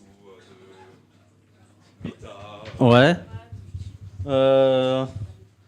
J'ai galéré pour avoir 33 000 abonnés. Non, mais je comprends que certaines personnes aient envie de partir. Après, je pense pas que c'est en partant de X ou un truc comme ça qui va faire effondrer Elon Musk, tu vois. Je veux dire, en termes de, si tu fais ça comme une stratégie politique pour combattre le fascisme, je la trouve pas folle. Je veux dire, les gars. Par contre, si tu le fais ça pour ta santé mentale, que t'en as marre ou que t'as envie de te diversifier, je comprends totalement, tu vois. Sachant que je pense que sur X, c'est horrible. Je fais un tweet sur une gaufre, il y a quelqu'un qui me traite d'islamiste, tu vois. C'est vraiment, je ne plaisante pas. Il y a vraiment eu ça. Il y a vraiment eu un gars qui m'a traité d'islamiste à partir d'une photo d'une gaufre. J'ai vraiment les pires commentaires. Et moi, il y a le seum. Je suis en mode, je vais pas vous laisser. Tu vois, je vais rester et on va rester sur X. Et je dis ça parce que pour l'instant, ça va. J'arrive à m'en tirer. Je sais que moi, je m'en fous des insultes, ça m'intéresse pas. Et même au contraire, je vois ça comme une médaille. Plus ils sont énervés, plus je suis content. Mais voilà, comme stratégie individuelle, je la comprends. Après, comme stratégie politique, comme lutte contre le fascisme, ça peut être un parmi d'autres, mais je trouve qu'il y a quand même beaucoup plus efficace à faire là-dedans, quoi. Mais après, chacun fait comme... Et en fait, il y a le truc, c'est... quel truc faire en dehors de... je vois pas d'espace assez connu qui permettrait de toucher un large public qui ne soit pas possédé par des pourris. Ouais. Tu vois, non, mais c'est ça qui est dramatique, quoi. Et après, comme d'habitude, il faut le parasiter, tu vois. C'est eux qui ont une mode de production, on va essayer de faire avec. Oui, et puis Blue Sky, c'est pas possédé par l'avant-garde prolétarienne. Enfin, je connais pas en plus Blue Sky, mais... Moi non plus, mais bon, c'est pas... Ouais. Tu vois, genre, mais après, en plus, mais c'est ça le truc, c'est... Moi, Blue Sky, pour parler que entre nous... Voilà, quoi. Il y a personne ? Ah ouais ? Ça marche pas ? Il y a des... Levez la main, ceux qui ont un compte Blue Sky ? Ouais. Sortez d'ici. Mais... Ben ouais, et puis après, moi, il y a un aspect peut-être sur lequel j'ai envie de rebondir, mais qui touche à ce que j'ai envie de dire sur la plateforme Twitch, c'est que il y a un truc qui nous brise énormément en tant que militants, c'est les injonctions morales. Moi, celle qui m'a le plus énervé ces dernières années, c'était la Coupe du Monde au Qatar. Où en fait, ceux qui ont boycotté, c'était ceux à qui ça ne coûtait rien de boycotter. Ouais. Et en fait, ceux qui aiment le foot, ils sont tout à fait persuadés que oui, il y a des gens qui meurent, bien sûr, et ils le font en souffrance, d'être dans une espèce de contradiction. Et c'est le genre de contradiction qu'on peut voir aussi sur Twitch, de voir que il n'y a pas de montage, il y a une personne qui est là 100%, qui fait des erreurs, t'avais parlé d'erreurs. Et bah là, on sort de la morale, on fait de la politique, on n'est pas en train de se faire des injonctions les uns les autres, qui sont des trucs individuels, en plus qui n'impactent pas, on ne combat pas le fascisme en faisant ça. Si on peut sortir de là et faire du systémique, c'est déjà autre chose. Et avoir des relations correctes entre militants pour des trucs pareils. Alors déjà, on n'a pas oublié ta question sur le postmodernisme. Ça va arriver. Et deux, oui, mais en fait, sur le Qatar, il y a ça, il y a le truc individuel que je regarde. Mais en plus, moi, j'aimerais voir la gueule des marques de Coca-Cola et tout, voir 10 gauchistes boycotter la Coupe du Monde. Ça, ils sont en mode, non, oui, mais allez-y. Je veux dire, ça va rien coûter. Mais en plus, nous, ce qu'on pointait là-dedans, c'est que, est-ce qu'il va y avoir pareil pour la Coupe du Monde aux États-Unis ? Est-ce que ça va appeler au boycott alors que les États-Unis sont quand même responsables de dingueries ? Et en plus, les gens croient que je défends le Qatar. Je déteste le Qatar. Je veux dire, tous ces pays-là, de l'Arabie, Émirats et tout, moi, ça me dégoûte. Mais surtout en tant que musulman, tu vois, je suis en mode... C'est vraiment là où il y a les pires inégalités, il y a les pires horreurs, et en plus, ils font ça sous prétexte, genre, ils seraient islamiques et tout. Je hais ces pays. Et même, moi, ce qui m'énerve, c'est ceux qui défendent le Qatar contre l'Occident, en mode, c'est ça l'anti-impérialisme. Non, c'est pas ça. Je veux dire... Il y a rien de plus. Le Qatar est de plus en plus occidentalisé. Ça suit les mêmes logiques, l'État-nation, le capitalisme. Mais moi, ce qu'on veut pointer, c'est le 2 poids 2 mesures sur certains trucs. C'est quand c'est les Arabes. Je veux dire, par exemple, là, il y avait le président, MBS d'Arabie Saoudite qui était reçu par la France. Et t'avais les gauchistes qui faisaient un scandale. Et je suis en mode, oui, mais pourquoi on ne ferait pas le même scandale quand c'était Joe Biden qui arrivait ? Joe Biden qui donne des milliards d'euros à Israël, les États-Unis qui continuent des guerres un peu partout, qui sont responsables du réchauffement climatique, des pires atrocités. Pourquoi juste parce que dans la tête des gens, quelqu'un d'autoritaire, c'est un barbu, c'est quelqu'un du Sud, voilà. Donc c'est vraiment ça qui m'énerve. Que là, non, quand même, on a des valeurs. Bah ouais, de ouf. Vas-y. Ça, c'est pas trop chiant debout ? Ça va ? Hein ? Bonsoir. Démocratisation, c'est qui a parlé de démocratie, là ? Bah, tu tournes maintenant, tu donnes ta place à quelqu'un d'autre. Je rigole, profite. Bonsoir, bonsoir. Bon, déjà, c'est pas les Éthiopiens, mais c'est les Somaliens. Ah oui, oui. Ah ben oui, putain, comment j'ai pu les oublier. Commençons par la base. Vous, c'était les Éthiopiens? Ah bah non, je suis c'était solo, les Somaliens. Non, c'était les Somaliens. On chez est moi. d'accord, merci. Bref, j'aimerais une analyse sociologique super poussée sur la casquette Gucci de Raz, s'il te plaît. C'est un prolo qui prend sa revanche. Tout simplement. Hein. C'est très profond. En plus, vous savez qu'il en a une vraie maintenant. Hein. Ah bon? C'est pas un. Il a step ouais. up.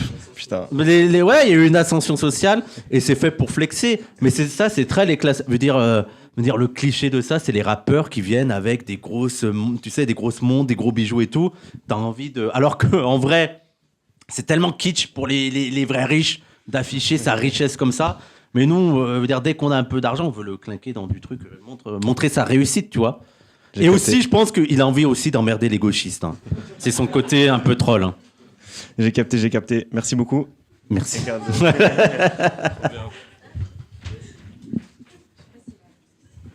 Voilà, je pense à moins. Merci. Moi, je voulais un peu revenir sur l'humour.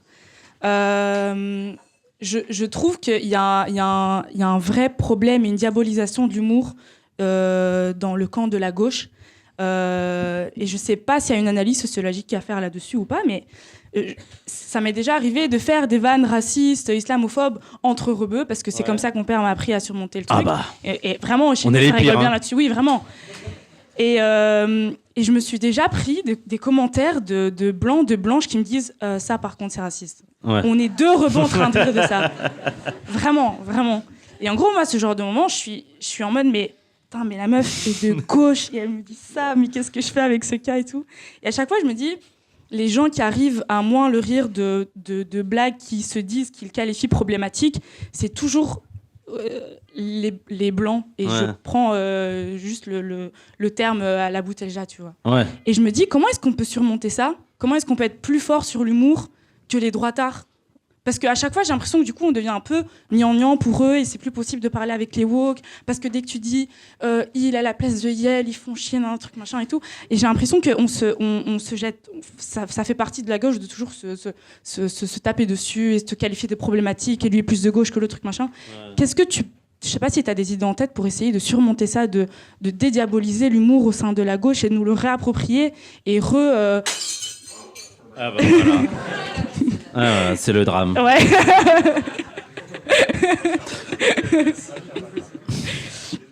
Comment est-ce qu'on peut apprendre à prendre des termes qu'on qualifie de problématiques et nous le réapproprier?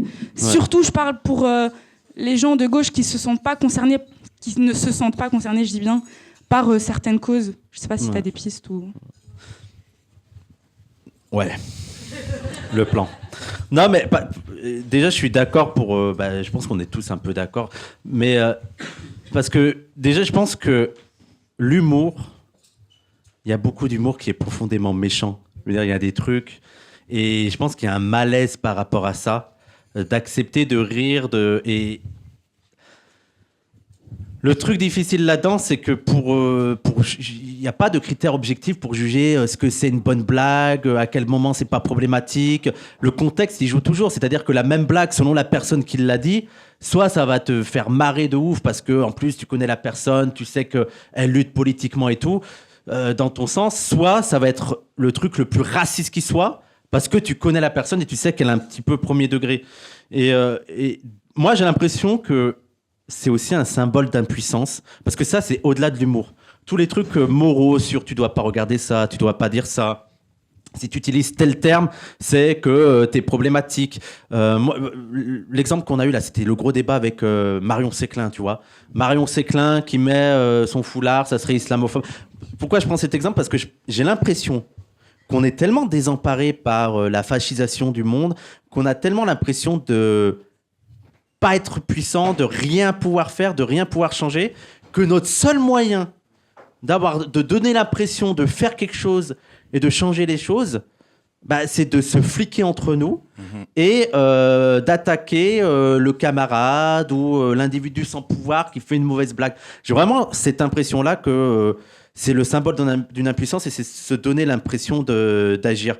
Et je pense que il faut aussi qu'on se détende, quoi, et que voilà, il y a des gens, on connaît le camp, on connaît le combat, on connaît les idées. Il faut aussi faire la part des choses et il faut aussi qu'on accepte de rire des choses. En fait, il y a aussi une manière intelligente de rire de choses horribles. Et pour moi, l'exemple le plus parfait, mais ça c'est souvent qu'il est repris, mais c'est des proches avec, on me dit qu'il y a des juifs dans la salle et qui fait un sketch qui, s'il est joué par Dieudonné, est totalement antisémite, mais des proches qui en plus l'amènent d'une manière incroyable, on se fout de la gueule de l'antisémite, tout en riant de blagues antisémites. Tu vois, sur les trains, sur l'étoile jaune et tout, des trucs horribles. C'est vraiment horrible. Et en même temps, tu comprends qu'on se moque pas des juifs. Donc je pense que déjà, il y a le talent. Il faut quand même que ça doit pas être non plus une excuse pour toutes les blagues nulles. C'est-à-dire qu'il y en a certains... moi, je suis allé voir le dernier spectacle là, de Eboué, Fabrice Eboué. Oh putain. Je suis désolé pour vous les trans, mais c'est... J'ai l'impression que en plus, il y a un côté facile, tu vois, c'est toujours le même truc. Donc, tu dois avoir quand même de la qualité, mais le travail, il est dans les deux sens. Il est autant sur celui qui fait la blague, on doit être sûr de la personne, et ça doit quand même pas être un truc un peu bébête et un peu trop bêtement méchant. Et de l'autre côté, on doit aussi être un peu plus souple et un peu plus léger et accepter parfois que on n'est pas toujours en représentation politique. Tu vois, parfois, on lâche la pression. Moi, le truc tout est politique, ça m'embête un peu parce que j'ai l'impression qu'on mélange tout est social et tout est politique. Tout peut être politique, mais quand je fais pipi, c'est pas politique. Mais tu pourrais politiser. Tu veux dire, et il y a des combats politiques de, par exemple, est-ce que ça doit seulement être homme, femme, tu vois? C'est un acte de politiser, mais c'est pas tu fais ta vie, c'est politique. Donc il faut aussi se dire que parfois il y a des moments où on relâche la pression. C'est aussi, par exemple, les dîners de famille. Alors je trouve qu'il y a de moins en moins, et je suis content, mais pendant longtemps à gauche, dès les dîners de famille, les repas de Noël, t'avais le retour des gens. C'était difficile avec mon oncle, j'ai dû m'embrouiller avec eux parce que, et souvent des gens qui ont pas, par exemple, d'une blanche qui s'embrouille avec son oncle parce qu'il a dit des trucs racistes et donc ça lui a travaillé l'esprit, elle est mal et tout. Et moi j'ai envie de lui dire, mais on s'en fout, mais profite, c'est pas grave. Tu vois, ne te crois pas investi d'une mission. Tant que c'est vivable, me dire c'est pas en changeant ton oncle que la France va devenir antiraciste, tu vois. Donc je pense qu'il y a des moments, il faut aussi relâcher la pression. Et enfin sur les Noirs et les Arabes, ça c'est Deadouette qui a raison, et c'est pas tant les Noirs et les Arabes, c'est aussi les classes populaires. On a un autre rapport à l'humour et on a aussi un autre rapport au clash. C'est-à-dire que dans les quartiers, si t'apprends pas l'autodérision, t'es dans la merde. Hein. Et c'est un monde, c'est horrible. Je veux dire, c'est pas le plus grave, c'est pas les sévices physiques. C'est les moqueries, hein. Donc je pense qu'on a pris l'habitude nous-mêmes de rigoler de ça. Mais c'est ce que je disais, de rigoler de nous-mêmes. Dire les pires blagues sur les musulmans, sur les Arabes voleurs et tout, c'est de chez nous, tu vois. Donc je pense qu'il y a aussi un autre rapport entre classes sur la blague, sur la vanne, que dans d'autres milieux. Et d'ailleurs, il faut lire Olivier Schwartz sur le rapport à l'humour, et notamment l'un des tests qui est fait par les classes populaires quand il y a une autre personne d'une autre classe, c'est de faire de l'humour un peu grivois. Et il voit comment tu réagis. Et s'il voit que tu réagis bien, il se dit « Ah, c'est bon, il se prend pas la tête, il se prend pas pour je sais pas quoi. » Donc ça se passe mieux, et même il limite un peu son humour grivois. Par contre, si t'es là en mode « Faut pas rire de ça », là c'est fini, hein. Il va pas arrêter de faire là-dedans, parce que pour lui, il y a aussi un conflit de classe là-dedans. Donc je pense que voilà, il y a plein de trucs assez complexes, mais je pense que il faut travailler la qualité de l'humour. C'est pas la porte ouverte à n'importe quoi, et être un peu plus souple sur ça de notre côté.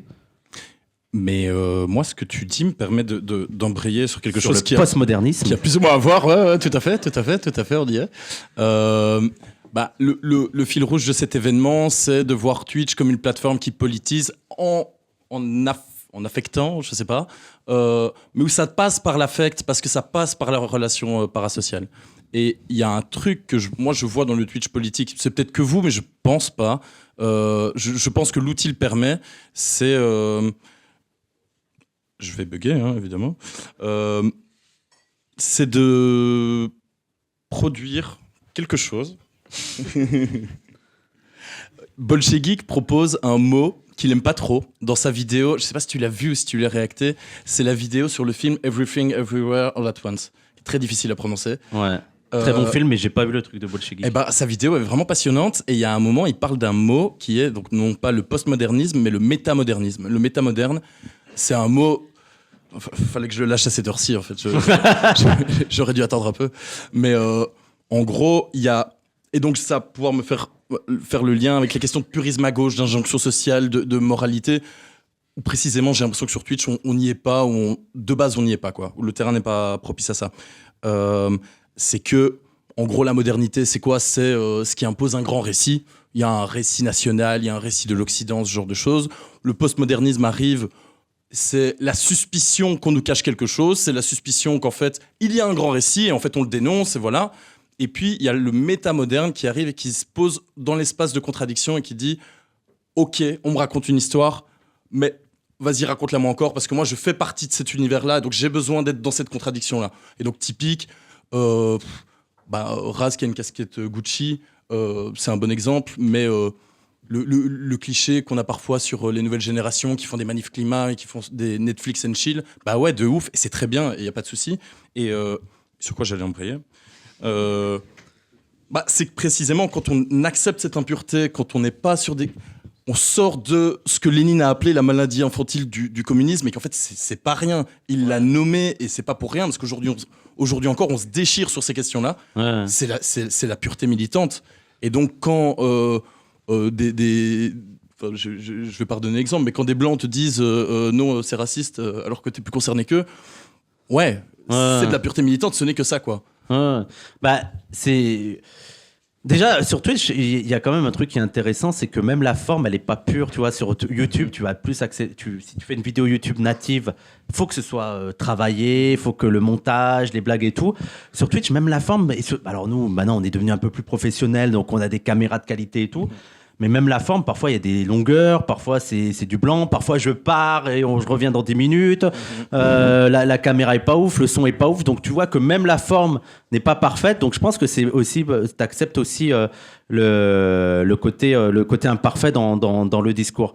Mais sur les idées, mais je reste quand même un peu optimiste parce que j'ai l'impression qu'on a passé de plus en plus ce truc de la pureté, tu vois. Et des choses qui étaient incompréhensibles il y a 5 ans, mais même il y a 1 an, ça devient de mieux en mieux compréhensible. Moi, je me rappelle de la grosse embrouille, la grosse polémique avec Ouria qui avait parlé d'homophobie soft et qu'on a dû mettre plusieurs mois à expliquer aux gens ce que ça veut dire et que je pense que les gens comprennent davantage, surtout que alors, je l'avais déjà précisé, mais je le reprécise.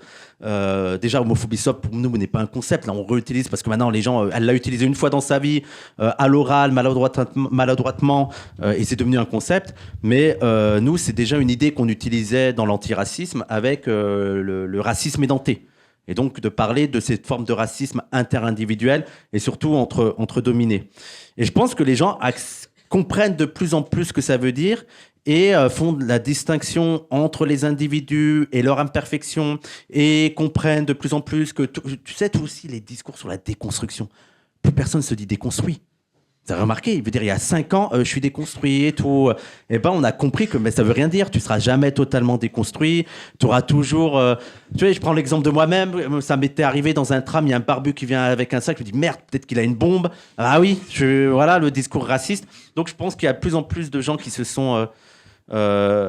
qui ont pris en compte ça, qui se sont dit qu'eux-mêmes ne sont pas parfaits, et que c'est pas grave, il y a aucun moyen d'être parfait, mais on va essayer de faire avec notre imperfection, on va essayer de la réduire.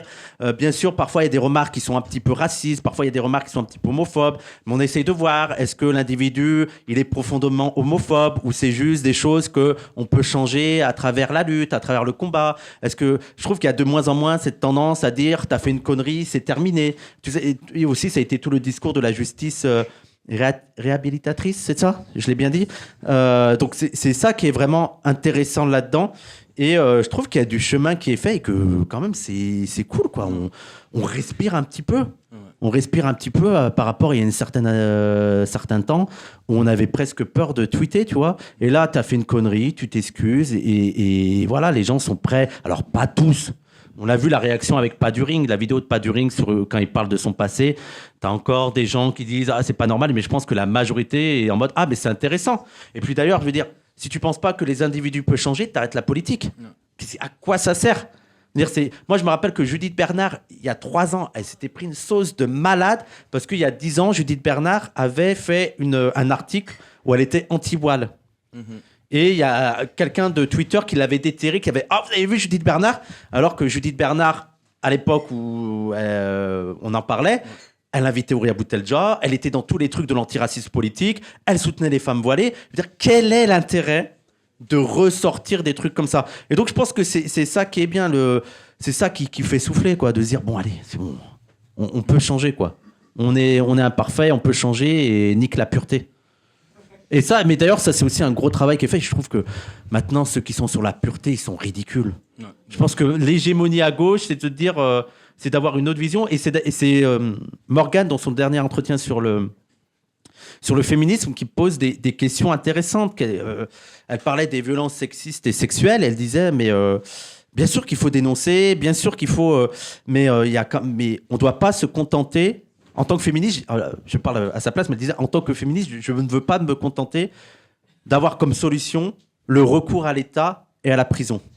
Alors, on n'a pas de réponse toute faite, mais je ne crois pas que c'est l'État qui va permettre aux femmes de se libérer, notamment se libérer des agresseurs et tout. Et notamment parce qu'on voit que la police ne fait pas son travail ni rien. Et de se dire, bon, est-ce qu'on peut réfléchir ensemble? Il n'y a pas de solution parfaite, mais essayer de voir quelles sont les solutions qu'on peut apporter. Et quand il y a des mecs problématiques, est-ce que c'est suffisant de... Parce qu'il y a aussi un truc qui me paraît absurde. Tu exclus une personne problématique de ton cercle militant, mais elle reste problématique en dehors. Je veux dire, ça t'intéresse plus parce qu'elle est plus dans le cercle militant. Tu vois, donc ce truc de on va préserver notre safe space et tant pis ce qui se passe en dehors. Ça, c'est comme les fachos qui disent les gens qui ont violé, on les vire du pays. Donc ça veut dire qu'ils peuvent violer les femmes en dehors, on s'en fout. Enfin, donc il y a vraiment tout ce truc-là et ça amène à poser plein de questions et ça amène aussi à l'humilité. Et de se dire, on n'a pas de réponse parfaite. Effectivement, là, les femmes, elles sont obligées de recourir à l'État, à la justice, à la police. Il ne faut pas les blâmer pour ça. Il n'y a pas de solution. Mais voilà, est-ce qu'on ne peut pas réfléchir à ça et de voir s'il n'y a pas des tentatives à faire pour se dire que les hommes sont... on peut voir une manière de faire en sorte que les hommes soient moins sexistes, que les blancs soient moins racistes, ou alors on arrête tout et on va faire autre chose, quoi. On va boire un verre. On prend encore une question ou deux. Ah ouais, non, mais je rigole, c'était juste pour faire... vous pouvez boire un verre. La survie économique de cet endroit. Oui, mais prenez un verre. Dépend de vous. Ouais, j'ai une petite question, je crois que j'aurais pas besoin du micro, je suis trop loin.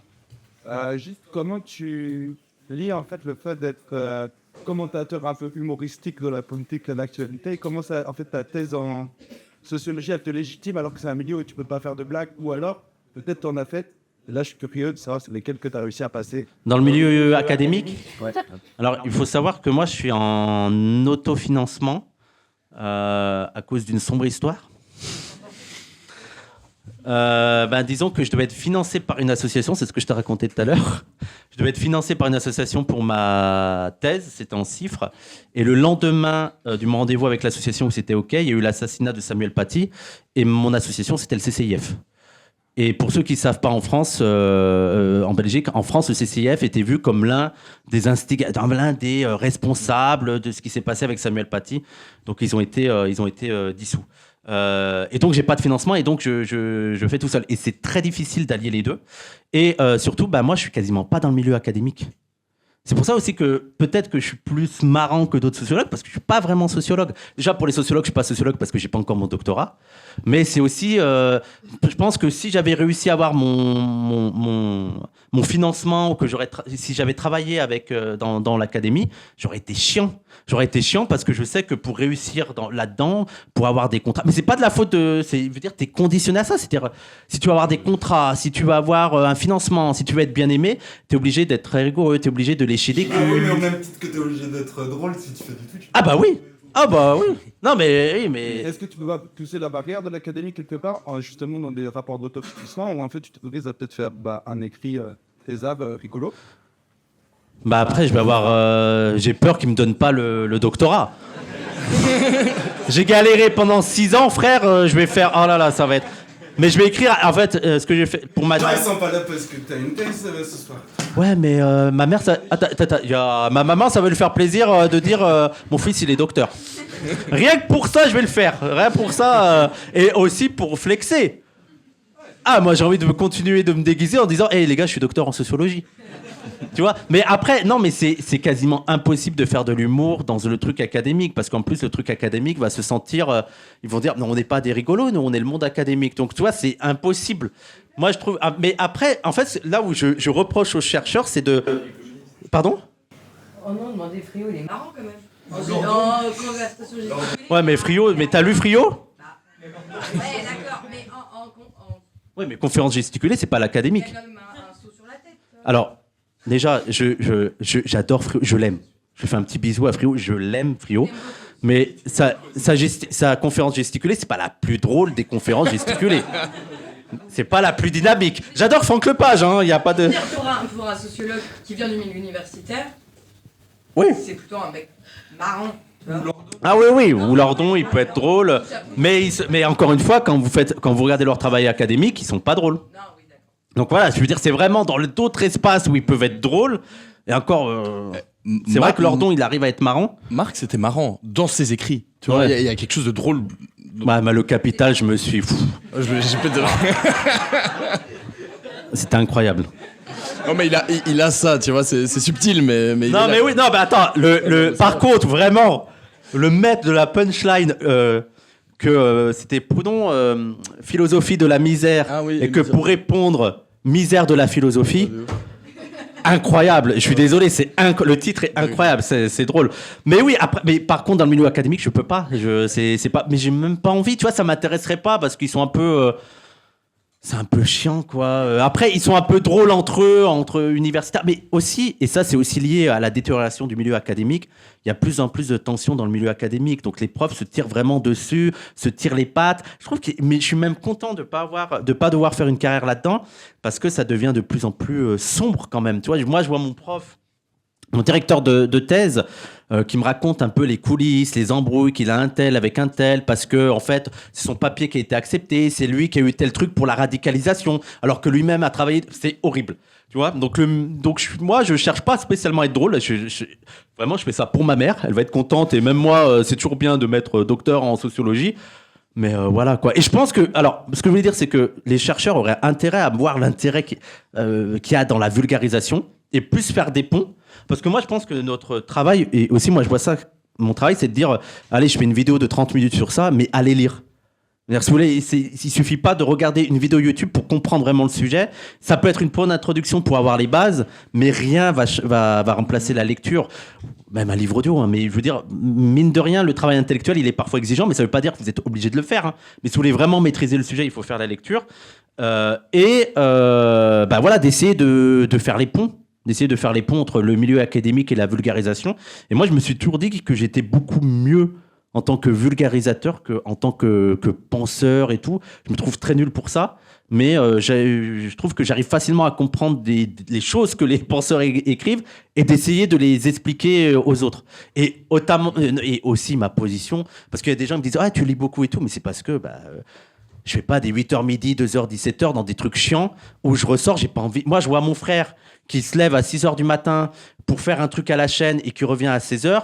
La dernière chose qu'il a envie de faire, c'est d'ouvrir un livre. Je veux dire, il veut se poser devant TPMP et de ne plus réfléchir parce que la journée, elle a été horrible. Tu vois, donc c'est aussi de par ma position que je me dis d'essayer de faire le pont avec le milieu académique. Et le seul moyen d'être un peu intéressant, c'est d'être un peu drôle, d'attirer l'attention, quoi. Ouais, mais après, ma question, c'était plus si tu n'avais pas cette thèse, est-ce que tu serais légitime à faire la même chose? Du coup, est-ce que ton frère, maintenant qu'il revient, est-ce qu'il pourrait faire un Twitch? Bah oui, il y a des Twitch qui sont pas... il y a des Twitch où c'est pas du truc où tu apprends des choses, où juste tu te marres. Moi, il y a, comment elle s'appelle? Océane. Océane, elle est incroyable. Elle est trop bien, mais en plus, qu'est-ce qu'elle est... Mais dire, les gens la prennent pour une bêta, qu'est-ce qu'elle est maligne, et elle est trop forte. Moi, il y a des Twitch... Je veux dire, après, par contre, le Twitch de la vulgarisation, je reproche à certains de faire de traiter de sujets politiques sans avoir bossé la question. Et donc, parfois, ça les amène à dire des bêtises. Après, ça enlève pas leur légitime... Je veux dire, ils ont le droit de faire ça. Mais je suis un peu en mode, bon, faut quand même... S'il y a des sujets sérieux, il faut un peu les travailler. Mais après, du Twitch, t'en as pour tous les goûts. Et moi... la dernière chose que j'ai envie, c'est de regarder des Twitch intello. Je regarde Océane ou je regarde eux. le Belge. Le Belge, oui. Il y a un Belge, il est extraordinaire. Non, mais il est trop bien. Non, mais il est super, ouais. C'était un créatif, voilà. Mais oui, voilà, tout le monde peut faire. Et après, T'en as certains qui font juste du react, comme j'ai dit au début, où c'est juste, il n'y a pas d'analyse, mais juste tu réagis avec le public, t'es choqué. Bah, tant mieux. Si ça permet aux gens aussi de découvrir des trucs, tant mieux, tu vois. Je sais pas si j'ai répondu. Pas du tout. Imperfectement. Mais je crois le principe. Pourquoi, t'es puriste?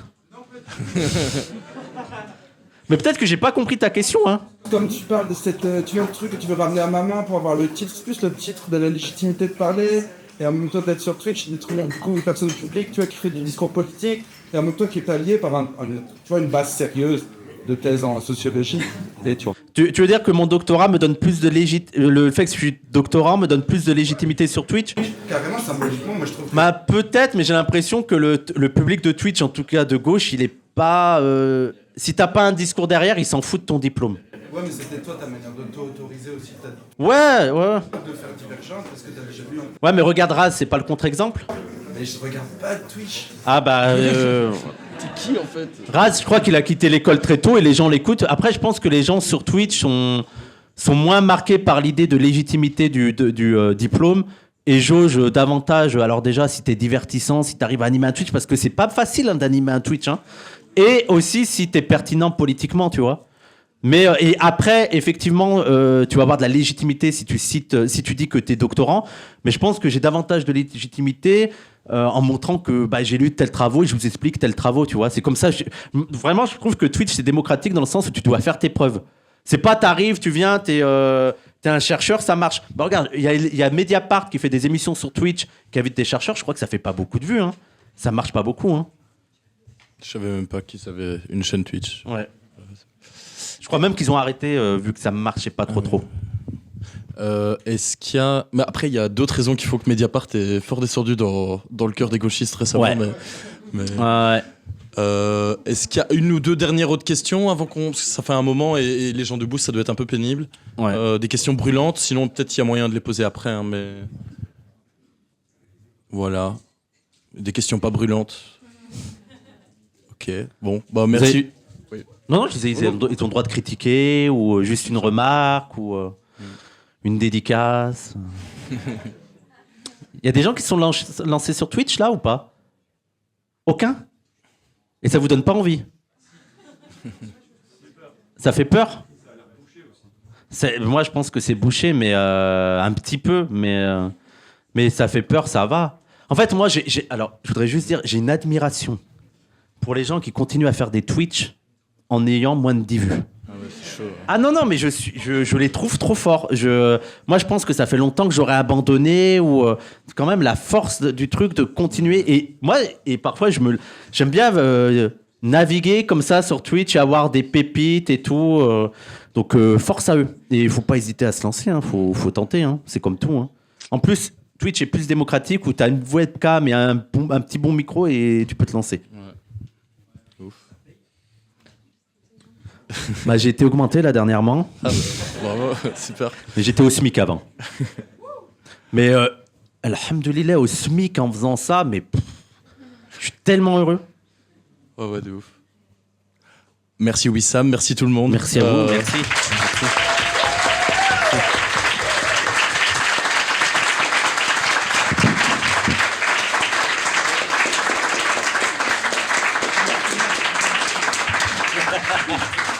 Et n'oubliez pas la caisse là-bas. Hein. Et je crois qu'il y a également un QR code. Hein, il y a un QR code. Donc il y a moyen de payer par carte pour l'occupation. Donnez parce que j'ai 50% dessus. Voilà. Non, je rigole.